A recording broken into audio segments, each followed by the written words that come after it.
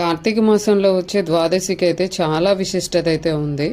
అదేంటి అంటే ఏకాదశి రోజు విష్ణుమూర్తి నిద్ర లెగుస్తారు కదా. సో ద్వాదశి రోజు ఏం చేస్తారంటే తులసి మాతని కళ్యాణం అయితే చేసుకుంటారు. సో అందుకని ఇక్కడ ఉసిరి చెట్టు దగ్గర ఉసిరి చెట్టు ప్లస్ తులసి మాతకి ఇద్దరిని అక్కడ పెట్టి కళ్యాణం అయితే చేస్తారు. సో నేనైతే ఈ వీడియోలో మీకు చూపిస్తున్నాను.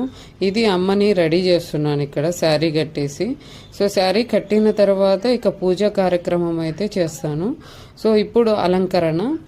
నెక్స్ట్ వచ్చేసరికి ఇక్కడ ఈరోజు మొత్తం తులసమ్మ దగ్గరే ఎక్కువ పూజ అనేది అయితే జరుగుతుంది. సో ఇక్కడ ఇంకా రంగోలి వేసుకొని తర్వాత అయితే ఒత్తులైతే వెలిగించాను. 365 ఒత్తులు అయితే వెలిగించాను. సో అలా వెలిగించినవి కూడా మీకు ఈ వీడియోలో అయితే కనపడతాయి.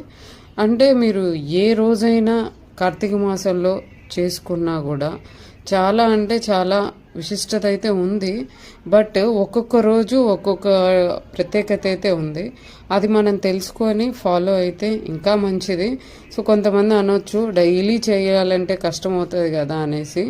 సో నేను దానికి ఒకటి చెప్తానండి. రెగ్యులర్గా మనము ఒక్క పూటైనా తినకుండా ఉండడానికి ఇష్టపడం.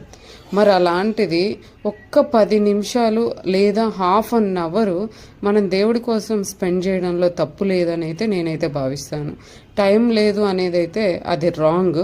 ఒకటి ఏంటంటే ఆ దేవుడికి తెలిసిలే నేను కష్టపడుతున్నాను అనే ధీమాలో వెళ్ళిపోతారు. సో అదైతే రాంగ్ వే. ఇది నిజంగా రాంగ్ వే. మ్యాక్సిమం మనకి ఒక హాఫ్ అన్ అవర్ టైం అయితే దొరుకుతుంది. ఆ టైం మనము సో దేవుడికి చేయాల్సిన కార్యక్రమం చేస్తే మనకి కూడా పాజిటివ్ వైబ్స్ అనేవి మనకు ఆ రోజంతా కూడా బాగుంటుంది అనేది నేనైతే అనుకుంటాను. సో ఇది నా పూజా కార్యక్రమము. తులసమ్మ ఎలా ఉందనేది నాకైతే చెప్పండి. సో నెక్స్ట్ వచ్చేసరికి ఇంకా మొత్తం కంప్లీట్ అయిపోయిన తర్వాత ప్రదక్షిణాలు అయితే కంప్లీట్ చేసుకున్నాం. నెక్స్ట్ మా స్వామి కూడా గుడికి వెళ్ళేసి వచ్చి అక్కడ హారతి తీసుకొని సో నేను కంప్లీట్ అయ్యేలోపు వచ్చేసారు స్వామి కూడా. ఇక స్వామితో పాటు మేము కూడా మళ్ళీ ప్రదక్షిణాలు అయితే చేసుకున్నాం. ఎందుకంటే పిల్లలకి కూడా తెలియాలి మొత్తం పద్ధతులు అనేవి నేను నేర్పించాలని అయితే ట్రై చేస్తున్నాను. సో ఇక్కడ మా చిన్నబాబు మాతో పాటు నెక్స్ట్ పెద్ద బాబు కూడా మీకు కనిపిస్తాడు. లాస్ట్ ఈ క్లిప్ ఎండింగ్లో పెద్ద బాబు అయితే ఆ బాబు కూడా తిరుగుతాడు. అంటే ఆ టైంలో మేము తిరిగే టైంలో లేడు అక్కడ. సో అందుకని ఆ బాబు కూడా మాతో పాటు రాలేదు. ఇదిగోండి పెద్ద బాబు.